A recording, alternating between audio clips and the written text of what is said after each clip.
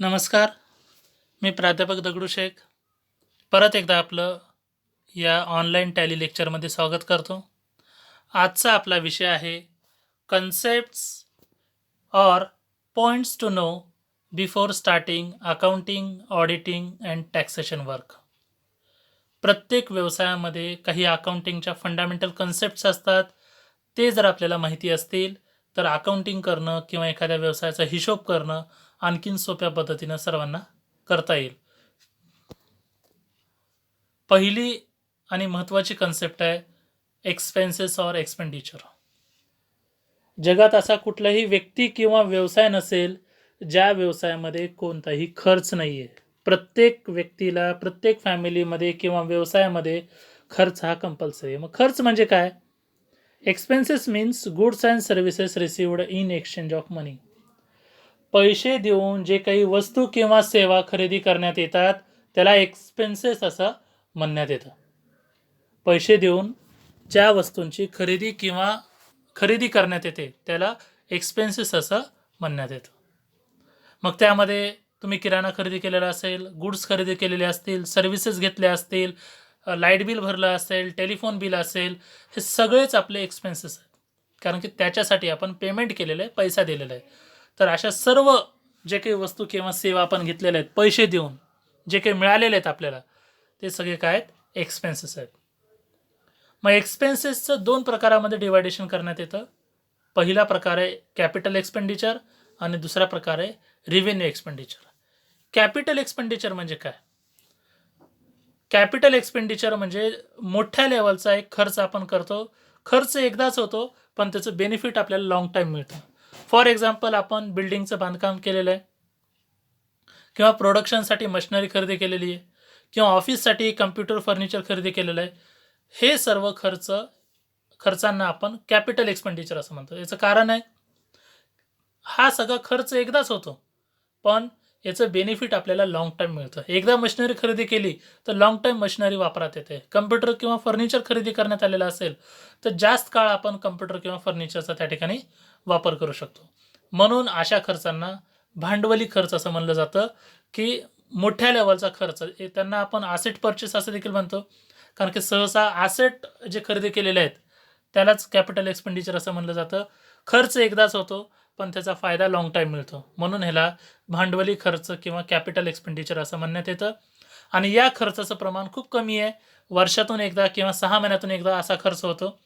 त्यामुळे याचे अकाउंटिंगसुद्धा करणं सोपं आहे. खर्चाचा दुसरा प्रकार आहे रिव्हेन्यू एक्सपेंडिचर. रिव्हेन्यू एक्सपेंडिचर म्हणजे त्याचं बेनिफिट शॉर्ट टर्म असतं आणि जो वारंवार खर्च होतो त्याला रिव्हेन्यू एक्सपेंडिचर असं म्हणलं जातं. जसं की महिन्याचं रेंट असेल, आपल्याला दर महिन्याला रेंट द्यावं लागतं. सॅलरी आहे, लाईट बिल आहे, वेजेस आहे, ट्रान्सपोर्टेशन आहे, ट्रॅव्हलिंग आहे. या सर्व खर्चांना रिव्हेन्यू एक्सपेंडिचर का म्हणलं जातं? कारण की हे खर्च झाल्यामुळं व्यवसायाचं उत्पन्न वाढतं. महिन्याला रेंट दिल्यामुळं आपल्याला त्या ठिकाणी महिनाभर आपण ते शॉप किंवा दुकान वापरू शकतो. सॅलरी दिल्यामुळं एम्प्लॉईज आपल्याला महिनाभर सर्व्हिस देतात. त्यामुळे यांना रिव्हेन्यू एक्सपेंडिचर म्हणलं जातं. या खर्चामुळं तुमच्या व्यवसायाचं रिव्हेन्यू चालू राहतं. रिव्हेन्यू म्हणजे उत्पन्न चालू राहतं. म्हणून यांना उत्पन्न मिळवण्यासाठी होणारा खर्च, म्हणून त्यांना रिव्हेन्यू एक्सपेंडिचर असं म्हणलं जातं. आणि हा एक्सपेंडिचर हा रेग्युलर असतो आणि शॉर्ट टर्म असतो. तर इमिडिएट किंवा शॉर्ट टर्म बेनिफिट याचं आपल्याला मिळतं. फॉर एक्झाम्पल 1 इयर किंवा 1 मंथ असं म्हणलं जाईल. कारण की रेंट आपण मंथली देतो, सॅलरी मंथली देतो, वेजेस, ट्रान्सपोर्टेशन हा रेग्युलर खर्च आहे. तर अकाउंटिंग सुरू करण्या अगोदर प्रत्येक बिझनेसमॅनने त्यांच्या व्यवसायात होणारे रिव्हेन्यू एक्सपेंडिचर कोणते आहेत, ते कोणते एक्सपेंडिचर डेली होतात, कोणते एक्सपेंडिचर मंथली होतात, याचा जर रेकॉर्ड जर प्रॉपर ठेवलेला असेल तर व्यवसायातल्या सर्व एक्सपेन्सेसची अकाउंटिंग त्या ठिकाणी व्यवस्थित त्या ठिकाणी ठेवता येईल. मग एक्सपेन्सेसमध्ये त्या व्यवसायाचे परचेस येतील किंवा सॅलरी, रेंट, कोणताही खर्च असेल त्या एक्सपेन्सेसचा रेकॉर्ड जर मेंटेन केला तर त्याचं अकाउंटिंग आपण सिस्टमॅटिकली करू शकतो. व्यवसायाचं फंडामेंटल कन्सेप्ट म्हणजे पुढची महत्त्वाची कन्सेप्ट आहे income. Income means goods and services provided in exchange of money. एक्सपेन्सेसमध्ये पैसे दिल्यानंतर ज्या काही वस्तू किंवा सेवा मिळाल्यात त्याला आपण खर्च असं कन्सिडर केलं. पण इन्कम कशाला म्हणलं जातं? वस्तू आणि सेवा आपण प्रोव्हाइड केलेल्या आहेत. कशाच्या मोबदल्यात? पैशाच्या मोबदल्यात. तुम्ही जर एखादा किराणा दुकानदार असाल, तुम्ही वस्तू विकता. तुम्ही CA किंवा इंजिनियर असाल, तुम्ही सर्व्हिस देता. तर वस्तू किंवा सर्व्हिस दिल्यामुळं तुम्हाला जे डेली, वीकली किंवा मंथली उत्पन्न मिळत आहे, त्याला इन्कम असं म्हणलं जातं. जो काही पैसा तुम्हाला मिळत आहे, त्या पैशाला इन्कम असं या ठिकाणी म्हणण्यात येतं. मग इन्कममध्ये सुद्धा 2 प्रकार येतात. पहिला प्रकार आहे कॅपिटल इन्कम. कॅपिटल इन्कम हे मोठ्या लेव्हलचा पैसा, जर मोठ्या लेव्हलवर जर अमाऊंट एकदाच जर मिळत असेल, तर त्याला कॅपिटल इन्कम असं म्हणलं जातं. एखादी फिक्स असेट प्रॉपर्टी जर तुम्ही विकली असेल, एखादी जुनी मशिनरी विकलेली आहे किंवा जुनं फर्निचर विकलेलं आहे किंवा बिल्डिंग सेल केलेली आहे, अशा उत्पन्नाला कॅपिटल इन्कम असं म्हणलं जातं. आणि अशा प्रकारचे ट्रान्झॅक्शन कोणत्याही व्यवसायात कमी प्रमाणात होतात. तर मशिनरी किंवा फर्निचर किंवा बिल्डिंग कधीतरी सेल त्या ठिकाणी केली जाते, वारंवार सेल करण्यात येत नाही. त्याच्यामुळं कॅपिटल इन्कमचं प्रमाण कोणत्याही व्यवसायात कमी असेल. इन्कमचा दुसरा प्रकार आहे रिव्हेन्यू इन्कम. रिव्हेन्यू इन्कम कशाला म्हणलं जातं? जे रेग्युलर इन्कम आहे, जसं की सेल्स, वस्तू किंवा सेवा त्या ठिकाणी सेल्स केल्या जातात, विकल्या जातात. हे कोणत्याही व्यवसायकाचं रेग्युलर इन्कम आहे, म्हणून त्यांना रिव्हेन्यू इन्कम असं म्हणलं जातं. हे वारंवार होतं. कॅपिटल इन्कम कधीतरी होतं, पण रिव्हेन्यू इन्कम रेग्युलरली वस्तू सेल करण्यात येतात किंवा रेग्युलरली सर्व्हिसेस देण्यात येतात, म्हणजे रेग्युलर पैसा येतो. म्हणून अशा उत्पन्नाला रेव्हेन्यू इन्कम असं म्हणलं जातं. तुमचं जर स्वतःचं दुकान असेल आणि जर रेंट न देण्यात आलेलं असेल, तर महिन्याला मिळणार रेंट किंवा तुम्ही कुणाला व्याजावर पैसे दिलेले असतील, व्याज किंवा वेगवेगळे खर्च, वेगवेगळे उत्पन्न, हे रिव्हेन्यू इन्कम असं म्हणलं जातं. वारंवार होणारं उत्पन्न म्हणजे रिव्हेन्यू इन्कम. आणि सगळ्यात जास्त रिव्हेन्यू इन्कम कोणत्याही व्यवसायाचं कोणतं असतं?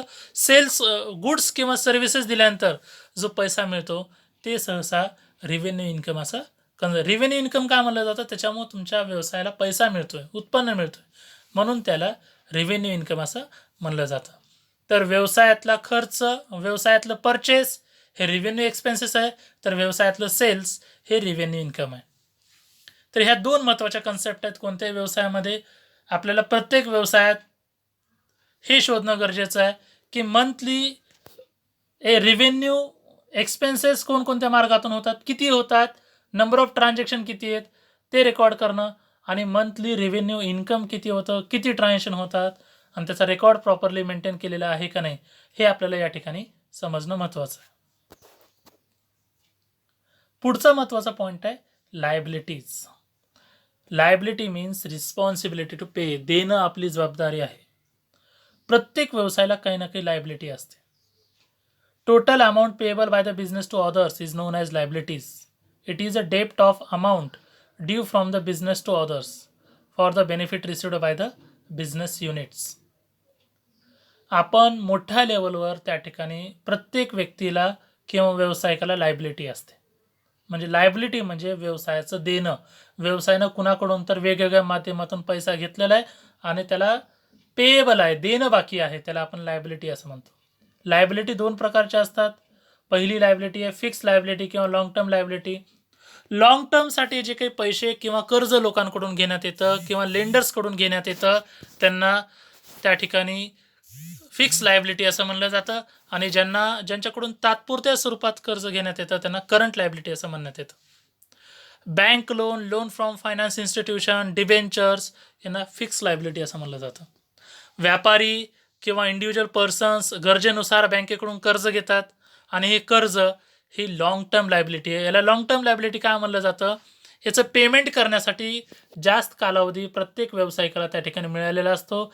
लगेच याचं पेमेंट करायचं नसतं. तुम्हाला 1 वर्ष, 2 वर्ष, 5 वर्ष, 10 वर्ष असं जास्त कालावधीमध्ये EMI किंवा इन्स्टॉलमेंटच्या माध्यमातून याचं रिपेमेंट तुम्हाला करायचं असतं. म्हणून अशा लायबिलिटीला लॉंग टर्म लायबिलिटी असं म्हणलं जातं. करंट लायबिलिटी किंवा शॉर्ट टर्म लायबिलिटी कशाला म्हणलं जातं? जे short term liabilities payable within a year called as current liability. ज्याचं payment, repayment within the year किंवा काही महिन्यात करावं लागतं, अशा लायबिलिटीला शॉर्ट टर्म लायबिलिटी असं म्हणलं जातं. जसं की आपण उधार वस्तू खरेदी केलेली आहे, लगेच आपल्याला पेमेंट त्या ठिकाणी करावं लागतं.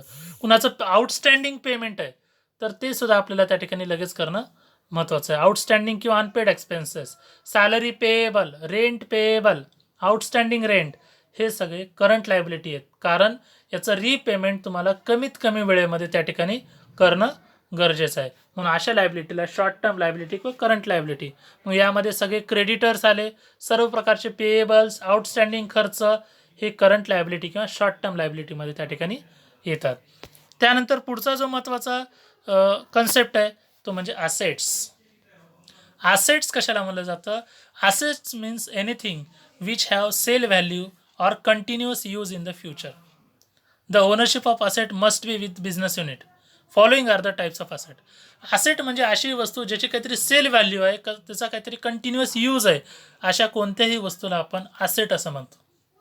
काहीतरी किंमत आहे आणि लॉंग टर्म यूज आहे, अशा याला आपण ॲसेट असं म्हणतो. आणि ॲसेटची ओनरशिप त्या व्यवसायाची असणं गरजेचं आहे. प्रत्येक व्यवसायात किंवा फॅमिलीमध्ये दोन प्रकारचे ॲसेट असतात. पहिल्या प्रकारचे ॲसेट आहे fix asset. Those asset which gives long term benefit. Those assets which give long term benefit to the business for a long time. These assets are purchased for long use of the business and not for sale purpose. जी asset आपल्याला long term फायदा देते, जास्त कालावधीसाठी आपल्या व्यवसायात राहते, अशा ॲसेटला फिक्स ॲसेट असं म्हणलं जातं. आणि या ॲसेटचा खरेदी करण्यामागचा उद्देश असतो यूज करणं. विकणं हा ॲसेटचा मेन पर्पज नसतो. जसं की बिल्डिंग कधीही सेल करण्यासाठी आपण खरेदी करत नाही, तर वापरण्यासाठी खरेदी करतो. फर्निचर किंवा मशिनरी सेल करण्यासाठी खरेदी करण्यात येत नाही, तर वापरण्यासाठी. तर ज्या प्रॉपर्टी लॉंग टर्म व्यवसायाच्या वापरात असतात अशा सर्व ॲसेटना फिक्स ॲसेट असं म्हणलं जातं. आणि या ॲसेट रिसेल करण्यात येत नाहीत, तर याचा वापर करण्यात येतो, म्हणून अशा ॲसेटना फिक्स ॲसेट असं म्हणण्यात येतं. तर करंट ॲसेट, जे ॲसेट व्यवसायामध्ये शॉर्ट टर्मसाठी असतात अशा ॲसेटना करंट ॲसेट असं म्हणलं जातं. किंवा जे सहजासहजी कॅशमध्ये कन्वर्ट होऊ शकतात अशा ॲसेटना करंट ॲसेट असं म्हणलं जातं. फॉर एक्झाम्पल सन्ड्री डेटर, स्टॉक. मी 100 वस्तू खरेदी केल्या होत्या, 50 वस्तू सेल झालेल्या आहेत, 50 वस्तू शिल्लक आहे, तर तो स्टॉक जो आहे तो करंट ॲसेट आहे. सन्ड्री डेटर्स, मी एखाद्या व्यक्तीला उधार माल विकलेला आहे आणि त्याच्याकडून पैसा येणं बाकी आहे, सन्ड्री डेटर, ही सुद्धा करंट ॲसेट आहे.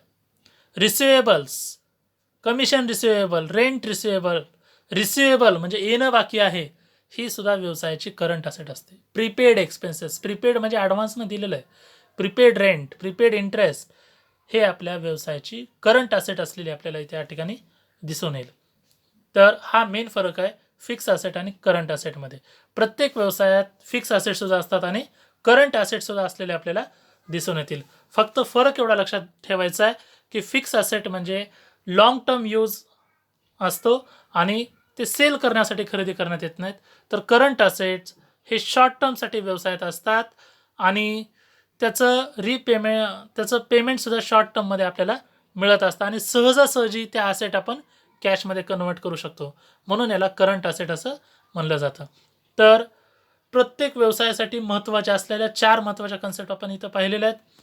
पहिली कन्सेप्ट पाहिली होती आपण एक्सपेन्सेस, की प्रत्येक व्यवसायात किंवा प्रत्येक फॅमिलीमध्ये एक्सपेन्सेस असणार आहे. तर सर्वांनी तुमच्या फॅमिली किंवा व्यवसायामधल्या डेली, वीकली आणि मंथली एक्सपेन्सेसची लिस्ट तयार करायची आहे आणि किती ट्रान्झॅक्शन एक्सपेन्सेसचे होतात ते लिहायचं आहे. दुसरा महत्त्वाची कन्सेप्ट आहे इन्कम. प्रत्येकाने तुमच्या व्यवसायातलं डेली, वीकली किंवा मंथली किती इन्कमचे ट्रान्झॅक्शन होतात तो रेकॉर्ड मेंटेन करायचा आहे. त्यानंतर लायबिलिटीज, प्रत्येकाच्या व्यवसायात लायबिलिटी म्हणजे देणं असतंच. फक्त या ठिकाणी तुम्हाला सिस्टमॅटिकली मेन्शन करायचं आहे की तुमच्या लॉंग टर्म लायबिलिटी किती आहेत आणि करंट लायबिलिटी त्या ठिकाणी किती आहेत. आणि चौथी महत्त्वाची कन्सेप्ट ॲसेट. प्रत्येक व्यवसायात ॲसेट असतेच, मग ते कुणाकडं लाखोमध्ये असेल किंवा कुणाकडे करोडोमध्ये असेल, पण प्रत्येक व्यवसायाकडे ॲसेट असतेच आणि त्या ॲसेट फिक्स ॲसेट आणि करंट ॲसेट. तर प्रत्येक बिझनेसमॅनने किंवा स्टुडंट किंवा शिक्षकांनी या 4 कन्सेप्टची लिस्ट जर त्यांच्याकडे बनवलेली असेल तर अकाउंटिंग करणं त्यांना आणखीन सोपं जाईल, आणखीन चांगल्या पद्धतीनं, सोप्या पद्धतीनं ते अकाउंटिंग करू शकतील. 5वी आणि 6वी जी महत्त्वाची कन्सेप्ट आहे ते म्हणजे भांडवल, capital. The total amount invested into the business by the owner is called capital. प्रत्येक व्यावसायिक व्यवसायामध्ये काही ना काही पैसा गुंतवत असतो. जो व्यवसायामध्ये पैसा गुंतवत असतो त्याला भांडवल असं म्हणलं जातं. Capital is equal to assets minus liability. असेटमधून लायबिलिटीज मायनस झाल्यानंतर जे काही शिल्लक राहतं ते भांडवल असतं. जर फायदा झाला तर त्या ठिकाणी व्यवसायाचं भांडवल मोठ्या प्रमाणात वाढतं आणि नुकसान जर होत असेल तर त्या ठिकाणी भांडवल कमी होतं. आणि भांडवल फक्त कॅशच्या स्वरूपात आणता येतं असं नाही. एखादा व्यापारी कॅशच्या स्वरूपात, असेटच्या स्वरूपात देखील भांडवल आणू शकतो. 3 व्यापारी आहेत, त्या ठिकाणी एकानं त्या ठिकाणी 2 लाख रुपये कॅश आणलेली आहे, एकानं 10 लाखाची बिल्डिंग आणलेली आहे, एकानं 1 लाखाचं फर्निचर आणलेलं आहे. तर व्यवसाय सुरू करत असताना हे सर्वच काय कॅपिटल आहे. तर फायद्यामुळं कॅपिटल वाढत असतं आणि नुकसान झाल्यामुळं कॅपिटल कमी होत असतं. तर ही महत्त्वाची कन्सेप्ट सगळ्यांना माहिती असणं गरजेचं आहे. भांडवल वारंवार कमी जास्त प्रमाणात व्यवसायात आणलं जातं, कारण की विदाऊट कॅपिटल कोणताही व्यवसाय सुरू होऊ शकत नाही किंवा वाढू शकत नाही. त्यानंतर पुढची महत्त्वाची कन्सेप्ट आहे ड्रॉइंग. ड्रॉइंग म्हणजे काय? ड्रॉइंग म्हणजे या ठिकाणी चित्र काढणं नाही आहे. ड्रॉइंग या शब्दाचा अर्थ आहे की व्यवसायाचे पैसे पर्सनल यूजसाठी उचलणं, पर्सनल वापरासाठी व्यवसायाचा पैसा उचलणं, त्याला ड्रॉइंग असं म्हणलं जातं. If the owner withdraws any money or goods or assets from the business unit for personal use that is called drawing. एखादा ओनर व्यवसायाच्या वस्तू पर्सनल यूजसाठी वापरत असेल, व्यवसायाचे असेट पर्सनल यूजसाठी वापरत असेल किंवा व्यवसायातून पैसा उचलून घरी वापरत असेल तर त्याला ड्रॉइंग असं म्हणलं जातं. प्रॉपरायटर मुलाची फीस जर व्यवसायाच्या पैशातून जर देत असेल तर ते ड्रॉइंग आहे. प्रॉपरायटर LICचा हप्ता जर भरत असेल तर ते ड्रॉइंग आहे, कारण की LICचा हप्ता व्यवसायाचा नसतो, पर्सनल असतो. प्रोप्रायटर बिझनेससाठी पेट्रोल वापरत असेल तर ते खर्च आहे, पण प्रोप्रायटर पर्सनल फॅमिली खर्चासाठी जर पेट्रोल वापरत असेल तर ते ड्रॉइंग आहे. म्हणजे थोडक्यात ड्रॉइंग म्हणजे काय, तर ओनरनं व्यवसायाच्या वस्तू, प्रॉपर्टी किंवा व्यवसायाचा पैसा पर्सनल यूजसाठी वापरणं याला ड्रॉइंग असं म्हणलं जातं. हा मेन फरक आहे. व्यवसायाचं लाईट बिल भरणं म्हणजे खर्च आहे, पण घरचं लाईट बिल भरणं म्हणजे ड्रॉइंग आहे. व्यवसायाचं इन्शुरन्स करणं खर्च आहे, पण LIC भरणं इथं ड्रॉइंग आहे. तर ड्रॉइंग म्हणजे व्यवसायाच्या वस्तू, प्रॉपर्टी किंवा पैसा स्वतःच्या यूजसाठी वापरणं, पर्सनल यूजसाठी वापरणं, त्याला ड्रॉइंग असं म्हणलं जातं. तर या ठिकाणी आपण 6 महत्त्वाच्या कन्सेप्ट पाहिलेल्या आहेत. या 6 कन्सेप्टची लिस्ट तुम्हाला कळणं महत्त्वाचं आहे की तुमच्या व्यवसायातले सगळे एक्सपेन्सेस, तुमच्या व्यवसायातले सर्व इन्कम, तुमच्या व्यवसायातल्या सर्व लायबिलिटीज आणि तुमच्या व्यवसायातले सर्व असेट हे जर प्रत्येक स्टुडंटला किंवा व्यापाऱ्याला जर कळत असेल तर त्यांनी परफेक्ट अकाउंटिंग त्या व्यवसायाची सुरू करत असतील. तर प्रत्येकाने या ठिकाणी असाइनमेंटमध्ये काय करायचं आहे, तुमच्या व्यवसायामध्ये डेली, वीकली किंवा मंथली नंबर ऑफ एक्सपेन्सेस किती होतात त्याची लिस्ट करायची. नंबर ऑफ एक्सपेन्सेस किती होतात आणि कोणते एक्सपेन्सेस होतात. त्यानंतर नंबर ऑफ इन्कम कोणते आहेत, किती प्रमाण आहे त्याचं आणि कोणकोणते इन्कम तुमच्या व्यवसायाचे आहेत. नंबर ऑफ लायबिलिटीज कोणत्या आहेत, तुमच्या व्यवसायामध्ये कोणकोणतं देणं आहे. फिक्स किंवा लॉंग टर्म लायबिलिटी कोणत्या आहेत आणि शॉर्ट टर्म लायबिलिटी कोणत्या आहेत ह्याची लिस्ट करायची आहे. आणि त्यानंतर असेट्स किती आहेत तुमच्या व्यवसायामध्ये, फिक्स असेटचं प्रमाण किती आहे आणि करंट असेटचं प्रमाण किती आहे ते लिहायचं आहे. भांडवल गुंतवणारे कोण आहेत, सोल ट्रेडर असेल तर एकच भांडवल गुंतवणारा असेल, पार्टनर असेल तर एकापेक्षा जास्त भांडवल गुंतवणारे असतील तर ते कोण कोण आहेत त्याची लिस्ट आउट करायचं आहे. आणि ड्रॉइंग, तुमच्या व्यवसायातून मंथली इन्कम किती होतं, ड्रॉइंग किती उचलण्यात येते, हा रेकॉर्ड्स या ठिकाणी मेंटेन करणं महत्त्वाचं आहे. हे जर तुमच्या लक्षात आलं तर तुम्हाला अकाउंटिंगची सुरुवात करणं अजून सोपं जाईल. तर ही फंडामेंटल कन्सेप्ट आपण कव्हर केलेली आहे. जर या शिकवलेल्या कन्सेप्टमध्ये काही डाऊट्स असतील तुम्ही व्हॉट्सअप ग्रुपच्या माध्यमातून त्या ठिकाणी विचारू शकता किंवा कमेंट सेक्शनमध्ये विचारू शकता. क्युरी असतील तर विचारा, नसतील तर माझ्याकडून जे प्रश्न विचारण्यात आलेले आहेत त्याचा ॲन्सर सर्वांनी द्यायचा आहे. सर्वांनी हे लेक्चर व्यवस्थित ऐका, लाईक करा, यूट्यूब चॅनल सबस्क्राईब करा आणि तुमच्या सगळ्या फ्रेंड सर्कलमध्ये ते शेअर करा. भेटूयात पुढील लेक्चरमध्ये. धन्यवाद.